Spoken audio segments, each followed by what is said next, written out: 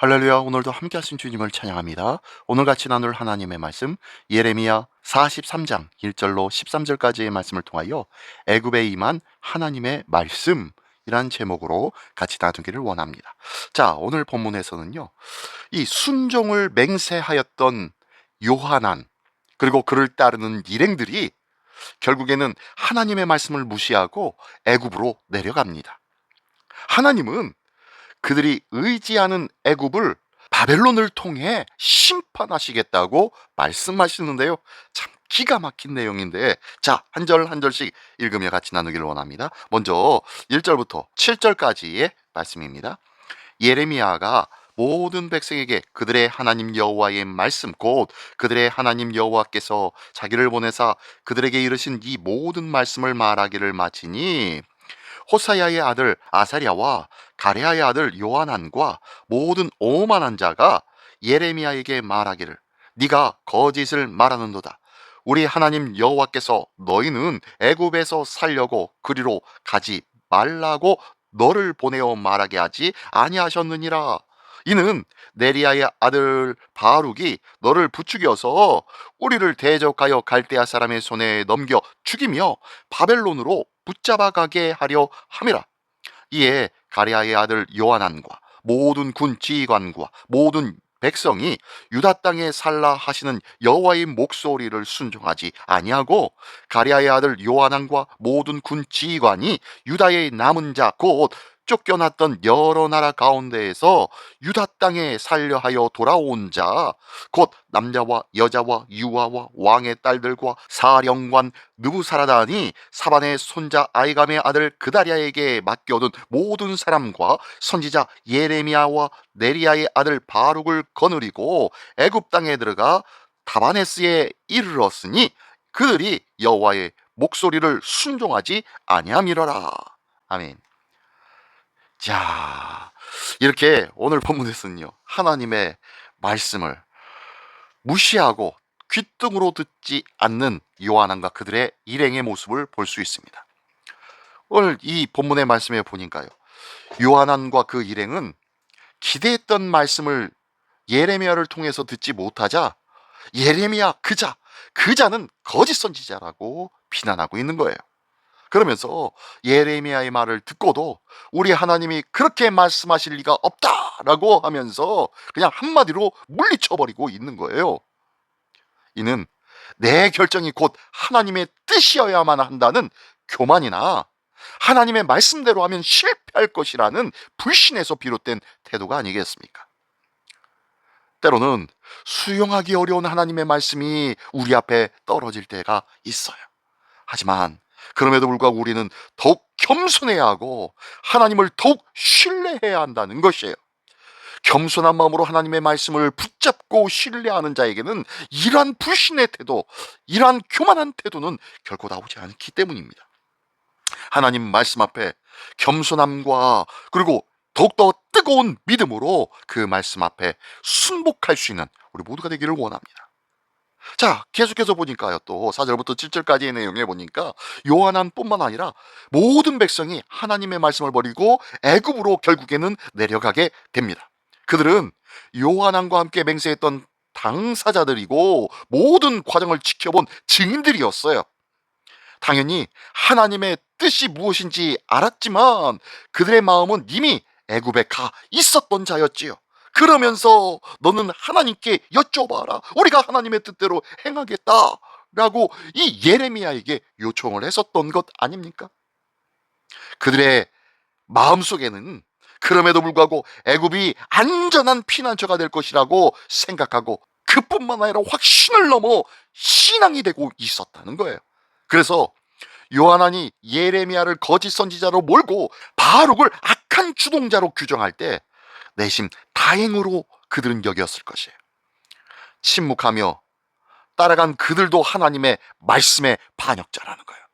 주동자뿐만 아니라 그 말을 따르고 그 말을 지지하는 자들이 바로 말씀의 반역자 중심에 서 있는 자들이라는 거예요. 그들도 진정한 참된 공동체라면 그 안에서 참 하나님의 말씀을 들고 그 말씀으로 그릇된 선택을 하는 자에게 맞서는 그런 목소리를 내세워야 할 필요가 있는 것이에요.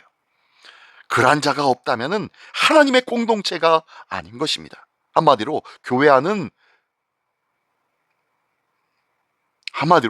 교회 안에서는 하나님의 말씀이 정확하게 명확하게 무엇인지 이 부분을 두고 기도하며 때로는 하나님의 말씀 때문에 갈등도 해야 한다는 거예요. 그러면서 서로가 용납하고 이해하며 포용해 줄 수 있는 그러한 공동체로 발전해야 된다는 거예요. 이게 바로 성숙하는 공동체인 줄 믿습니다. 이 귀한 은혜가 있기를 예수님의 이름으로 축원합니다. 계속해서 8절로 13절 끝까지의 말씀입니다. 다바네스에서 여호와의 말씀이 예레미야에게 임하여 이르시되 너는 유다 사람의 눈 앞에서 네 손으로 큰 돌 여러 개를 가져다가 다바네스에 있는 바로의 궁전 대문의 벽돌로 쌓은 축대에 진흙으로 감추라. 그리고 너는 그들에게 말하기를 만군의 여호와 이스라엘의 하나님께서 이와 같이 말씀하시되 보라 내가 내 종 바벨론의 느부갓네살 왕을 불러오리니 그가 그의 왕자를 내가 감추게 한 이 돌들 위에 놓고 또 그 화려한 큰 장막을 그 위에 치리라. 그가 와서 애굽 땅을 치고 죽일 자는 죽이고 사로잡을 자는 사로잡고 칼로 칠 자는 칼로 칠 것이라. 내가 애굽 신들의 신당들을 불지르리라.